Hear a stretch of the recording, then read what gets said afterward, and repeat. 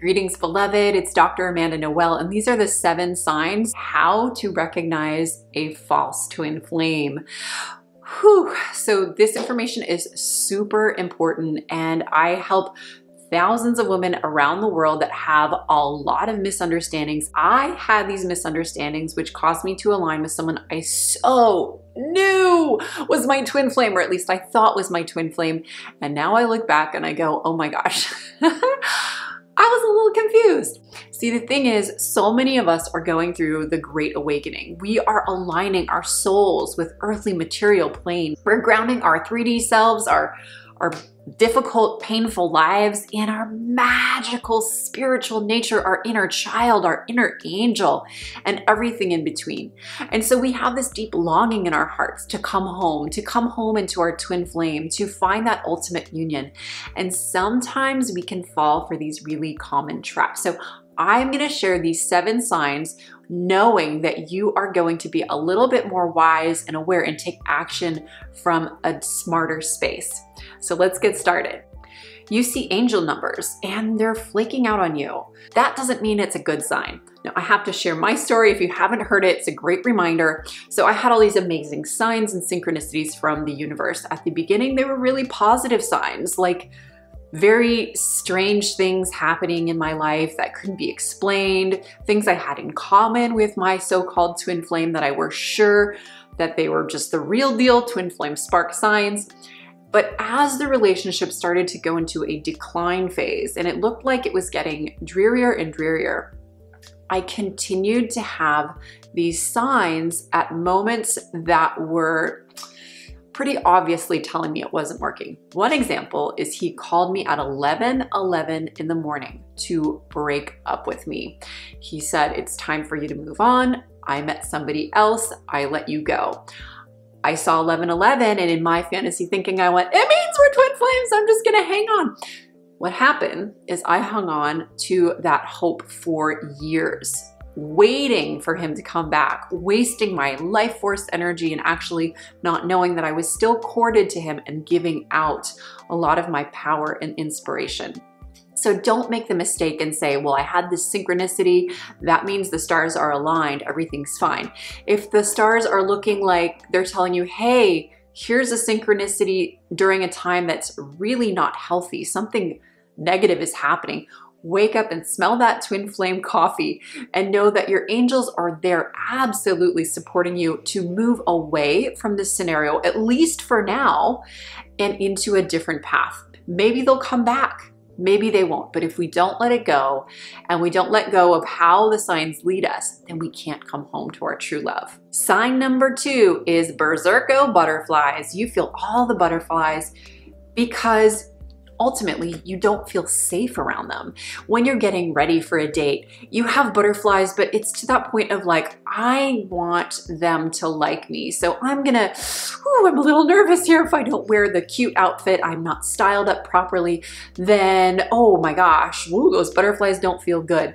When you're showing up on the date, ask yourself, do these butterflies feel like super excited? Or is it coming from like a 3rd chakra twist where it's like, ooh, and you have to put on a smile and make like everything's fine and good and perfect, but deep down there's something that doesn't feel quite right. And why that is, well, it's probably some self-worth stuff. This is phase number 3 in the twin flame alchemy formula. One of the things that I so commonly work on with my clients, even the most incredible, amazing women, they're beautiful inside and out. They make lots of money. They are just turning heads of all kinds of men. Well, guess what? Not everybody has it all figured out on the inside, because we often have these hidden love blocks, these old wounds from our childhood. Oftentimes they come from age 0 to 8. They imprint on us with our love blueprints.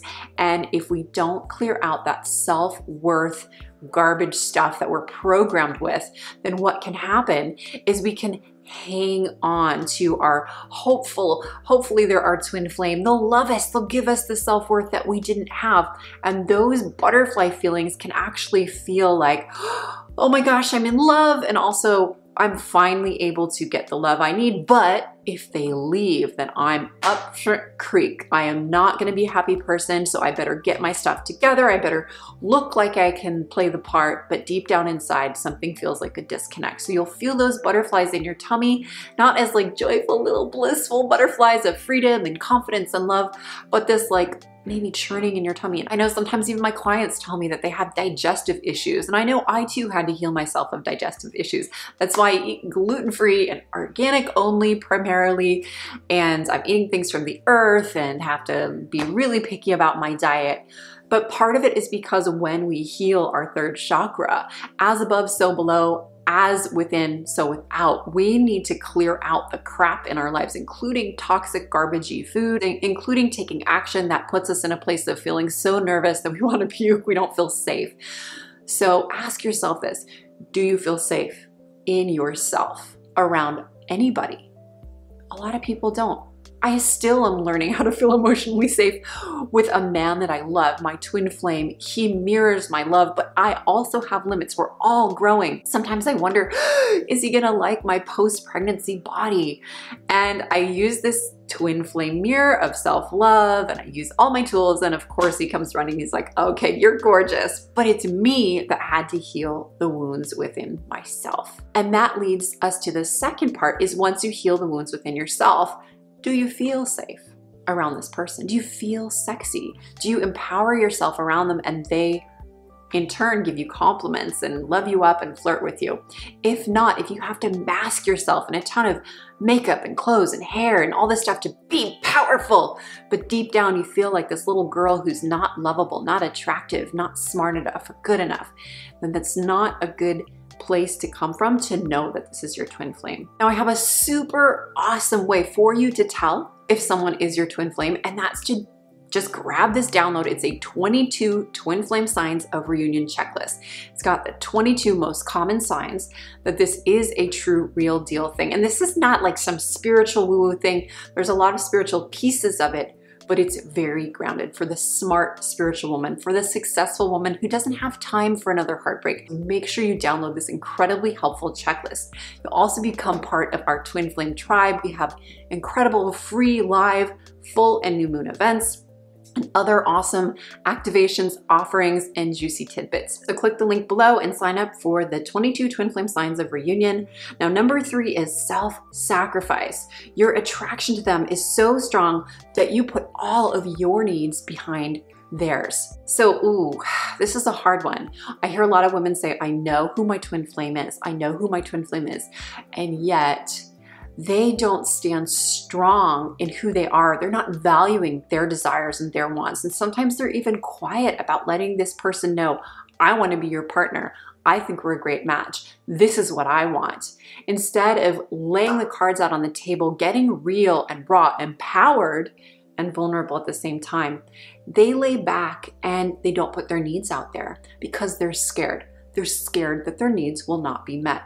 Well, how can we get our needs met if we're not vocal, if we're not claiming what we at least desire and truly deserve with the right person? Doesn't mean that they are the right person, but if we don't say, this is what I'm looking for, this is who I am, and this is how I show up, and this is what I expect from you, and this is what I'm desiring if we're to enter into a lasting relationship, and yes, that's what I want. If we can't say all those things, then we get in the gray zone, the mucky marsh. And that's where they start to breadcrumb you. They start to maybe ghost you or do these horrible things that just hurt our hearts, and our inner children do not deserve that. If you're not aware, I work a lot with inner children, and our inner child is one of the most incredible tools, our inner compass, to tell us if this person is the one or not. So we want to really ask, what does my inner child need from this person? And if we're keeping that part silent, then we're just re-imprinting our inner child with old traumas and wounds, and that's not a clear path to our twin flame. So many women I see, so many strong women I see, even women that are CEOs and are crushing it in their careers, they come home and they get ready for a date and they go out or they connect with the person they think is their twin flame, and they put their heart on a platter and they give and they give and they give, and maybe they come to the date and they're exhausted and they really don't want to stay up late, but they do anyways because they're afraid that that will let down that person. Or maybe the person says, hey, let's go out to this restaurant. And they go, ooh, I hate that restaurant. But they go, okay, sure. Because they're afraid that if they have needs, then they'll take too much and that person won't love them. Well, the thing is, that's a surefire way to get into an unhealthy relationship with either a narcissist, a manipulator, a breadcrumber, an avoidant type of love, a twin flame runner chaser situation that never ends. So what we want to do is actually say, these are my needs, and I put them first for me. And in the relationship, I'm going to state my needs first, and then we can negotiate. So it takes two to tango. It takes two adult twin pillars to come together. They need to open their hearts together, and they need to open their chakras, the fifth chakra, so that they can communicate, so they can clearly express what do they want, what do they need. And I know sometimes it's hard. I even find myself with Jack, my twin flame husband. We have a kid together. And sometimes you go, oh crap, I totally, like yesterday, a perfect example.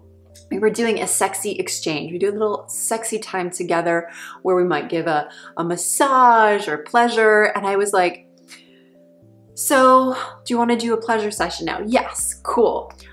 Well, do you want me to go first because I'm sitting up? And then he said yes. He was laying down and I went, oh my gosh, I realized I really want to go first. And I didn't even ask. Like, I was coming from a place of feeling like I was rejecting myself and I didn't feel good enough. And it's like I've become this 13-year-old little girl with my own husband because the imprint sometimes is still in there. So we got to love it up, laugh it off. I was like, babe, actually, can I go first? I would really like it. I've been needing a little mwah. And he was like, absolutely. How can I start? Foot massage, start here. Oh my gosh, it was amazing. We had an incredible time and we could both connect because I was stating what I needed. So if you're not putting your needs first, make sure you practice doing that. And if you're not feeling comfortable doing that, then chances are you have a hidden twin flame love block that needs clearing out. That's something that we can help you with at our 3-day retreat, Twin Flames Live. We'll talk about that in some upcoming videos, so make sure to subscribe.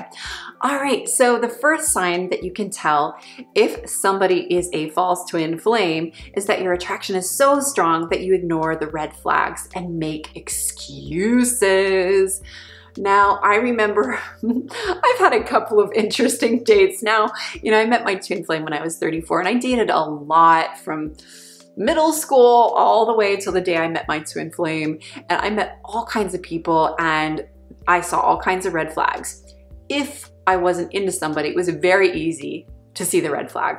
When there was attraction on the line and when I'd already perhaps decided in my mind that they were a good candidate, or even worse, if I had decided that they were definitely my twin flame because of all the signs and synchronicities and my spiritual philosophies about it, then I ended up getting gravely disappointed because I wasn't coming from my place of flow and feminine magnetism and power. Instead, I was reaching out and leaking out my feminine energy and actually going into the masculine, trying to convince them that they're my twin flame. And in that process, I ignored a lot of red flags. One example was my so-called twin flame, the man that I was ready to marry and give all of my everything to, kept on saying, well, you know, maybe when you come visit me at Harvard, maybe you just stay 2 weeks. And I was like, I want to stay a month. Like, I want to stay the whole, like, let's move in together. Let's do this. And he was like, why don't we just try 2 weeks? And there was this, like, I'm in 100% energy and he was in maybe 25%, which might have been the right thing for him, might have been really healthy for us, but that's not where I was at. I was like, I am ready. Like, let's do this now. And there were all these little signs where when we'd make a commitment together, he'd go, well, you know, I don't know if I'm ready for this. I don't know if I want this. I have this question. And he had a million of these like little questions. But instead of going, I'm with somebody who's kind of a skeptic, somebody that's not maybe even fully in love with me or not really ready or whatever it was. Instead, I was like, bye-bye red flags. Oh my God. Squeegee, we are making this work. A man, I can't do it. I can change a man. I can just work the magic and I would do my hair and my makeup and I'd be all sexy and fun and like seduce him and I'd just be this amazing person. And that amazing person got crushed. It took 5 years to put that heart back together, to heal the inner child. And that's why I'm here today as a twin flame alchemist, to say you don't have to go through that. if you are willing to see the red flags as they come up. And if you're not really sure, is it a red flag or not, just be with it, sit with it, feel your feelings around it. Don't just brush it aside, but see it as part of the process. And if you could clear it as a couple together or in your dating process together, and you start to feel like, oh, that's not a red flag, that's actually a gift, we were able to work through it together, then keep proceeding to the next phase. But if the red flag keeps on smacking you in the face, then feel it, love it, heal it, and maybe even remove that red flag by letting go of the relationship if things don't get better over time. Sign number 5, the 5th way you can tell if they are a false twin flame is that you become them, but with a loss of self. You start following their hobbies, you start following them maybe on Facebook, you start kind of clinging on to them at a party, and there's a sense of like following the leader versus 2 pillars, again, together walking the path. And this following of them is coming with a loss of self, a loss of dignity, a loss of I'm a queen, they're a king or queen or whatnot, and we're awesome together and we're both showing up in our power. You might notice that you really liked doing a certain hobby and all of a sudden you just let it go out the window. Maybe you love to journal and you find that it helps you keep your mental stability going, or maybe you are someone that needs to meditate to feel really grounded and good. And all of a sudden this person comes into your life and you're like, oh, I haven't meditated in 3 months. Well, that's not necessarily a surefire sign that they are not your twin flame. But if you notice something like, hey, I've been merging into you and I haven't been doing the things I need to keep me grounded or the things that I do that make me happy, I'm just starting to do all the things you do, then it's an opportunity to pull back into ourselves and recenter, do those practices, or at least update them, find those things that fill your heart and your joy. And then you can come from a place of really knowing, okay, now I'm back in my game, I'm in my flow, how are we doing now? If there's somebody that actually tries to pull you off of your spiritual path, they shame you, they guilt trip you. I know I got criticized and many of my clients have been criticized for loving crystals and having an altar with crystals. Some partners, they don't get it and that's fine. Maybe they're not into it. But if you have a partner that is making fun of something that you absolutely love and that you get, then it's probably a sign that they're not a supportive match for you. They're not on the same soul purpose, the railroad tracks, the twin flame parallels. With Jack, my twin flame, I busted out my crystals. I didn't think he was my twin flame at first. I didn't care. He was 9 years younger. And what did he do? He's like, oh my gosh, what is this? Oh, this is awesome. I can feel the energy. He didn't even know about crystals. He didn't come to all the goddess circles where people were passing around crystals. He was an engineer. And he's like, oh yeah, this is cool. And he totally supported me and he puts things on his altar, on my altar, our altar of love together. And there's no shame in it like there would have been with my false twin flame. The 6th way you can tell is they are a false twin flame is that you assign them to be an angel. Like you just project that they have got it all figured out. They're great. They're everything you've always wanted. And there's this sort of like holier than thou, putting them on a pedestal kind of thing. Now, I literally did that with my false twin flame. I called up all my friends when I knew that we were together. He said, yes, her boyfriend, girlfriend. I was like, oh my God, my boyfriend's an angel. He does this, this, and this. And I would brag and I would fill my own head up with this idea that he was somehow perfect. He was the twin flame I'd waited for my whole life. And in a way, I was telling my mind all the stuff I'd been through in my life, all those hardships and heartbreaks and letdowns in life were worth it because I was with this man. Instead of going, you know what? I'm having a great time with this guy. And all those things taught me lessons. And now I get to be the amazing person that I am with an amazing person. We're just seeing how it's going. I wanted to skip that phase. I wanted to say, you know what? My Jesus is here. We're good. We're done. Aho, twin flames ahoy. We're set. It was incredibly disappointing to watch the situation unfold where he left me essentially in a hospital bed. And I understand now that he was in a really deep fear state. We had a whole situation that was unexpected, a really horrible thing that I wouldn't wish on anybody, but I was the one that was hospitalized and harmed. And he let go of my hand and let go of me in his life. And really after that point, never came back. And it was so incredibly painful. And I'd said, well, he's an angel, he's an angel. And instead of going, wait a minute, an angel would be there by my bedside. An angel would stick it out and help me till the end. An angel would at least communicate with me and not move on to another woman within a couple of months. I couldn't wake up and smell the coffee that he was not the angel I was planning for. And instead I was like, you know what? He'll come back. He'll be the angel. He'll be the angel again. And he didn't. He did not come back. And that is such a blessing, because that was one of the signs that he was a false twin flame, which leads to sign number 7. Sign number 7 is you can't live without them. You know that song, how can I live without you? Well, I had that sense inside of me that if he left, I just wouldn't want to be here on the planet. And I remember when he left me, he broke up with me. I went for a walk and I was like, oh my God, if he doesn't want to be with me, if I can't get him back, I don't know how I'll keep on going. Like, this is such a bad breakup. I don't know how I'll heal myself. I don't know how I'll pull my life together. I don't know if I'll be able to do it by the time I'm able to have children. Like, I've got to make it work with him, because if it's not him, then I'm just totally screwed. I gave all my power to the situation instead of knowing that I am my twin flame and I can live without the mirror and I can create whatever I want.